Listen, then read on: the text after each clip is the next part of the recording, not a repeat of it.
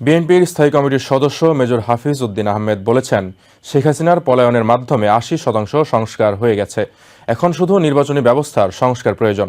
বৃহস্পতিবার রাজধানীর জাতীয় প্রেস ক্লাবে বাংলাদেশ জাতীয়তাবাদী মুক্তিযোদ্ধা দল আয়োজিত এক আলোচনা সভায় তিনি একথা বলেন।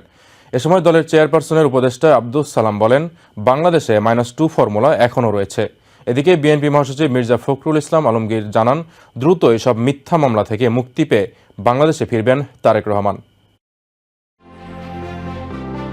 রাজধানীর জাতীয় প্রেস ক্লাবে বাংলাদেশ জাতীয়তাবাদী মুক্তিযোদ্ধা দল আয়োজিত সমসাময়িক রাজনৈতিক বিষয় নিয়ে এই আলোচনা সভা। এ সময় স্বাধীনতা সংগ্রামের সাথে গণঅভ্যুত্থানের তুলনা করায় দুঃখ প্রকাশ করেন বিএনপি নেতারা।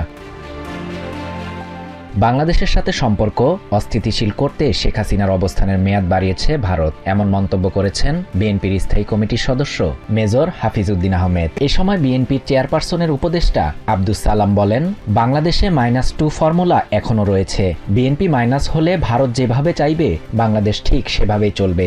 অন্তর্বর্তীকালীন সরকারের উদ্দেশ্যে বিএনপির চেয়ারপারসনের আরেক উপদেষ্টা জয়নুল আবদিন ফারুক বলেন, বিএনপি অন্তর্বর্তী সরকারকে শুরু থেকে সমর্থন দিয়ে আসছে, তবে এই সমর্থন কতদিন থাকবে তা জানা নেই তার। তাই বিএনপির বিষয়ে কথাবার্তা বলার ক্ষেত্রে ভেবেচিন্তে বলার আহ্বান জানান তিনি। এই সময় বাংলাদেশ জামায়াতে ইসলামী একটি উগ্রপন্থী দল বলে মন্তব্য করেন বিএনপি নেতারা। এদিকে বিএনপির চেয়ারপারসন খালেদা জিয়ার বিরুদ্ধে প্রতিহিংসামূলক মামলার উপর লিখিত রাজবন্দির জবানবন্দি শীর্ষক বইয়ের মোড়ক উন্মোচন করতেই এই আয়োজন। রাজধানীর গুলশানে বিএনপির চেয়ারপারসনের কার্যালয়ে অনুষ্ঠানের শুরুতেই বইয়ের মোড়ক উন্মোচন করেন দলের মহাসচিব মির্জা ফখরুল ইসলাম আলমগীর।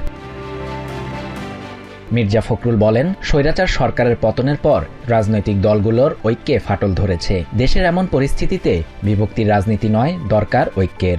হাসিনা চলে যাওয়ার পর থেকে, পালানোর পর থেকে আমরা কেন জানি না নিজেদেরকে আবার সেই পুরো বিশ্বাস ফিরিয়ে আনতে পারছি না, ঐক্যের জায়গাটাতে থাকতে পারছি না। অসুস্থ একটা প্রতিযোগিতা শুরু হয়েছে ক্ষমতায় টিকে থাকবার জন্য।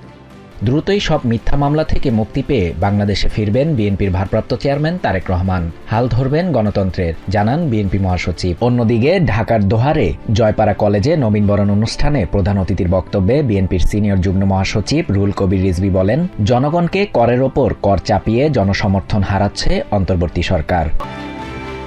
শাহরিয়ার শাফাত, TVN 24 news desk. New York থেকে সম্প্রচারিত TVN 24 টেলিভিশন বিশ্বজুড়ে বাঙালির কণ্ঠস্বর।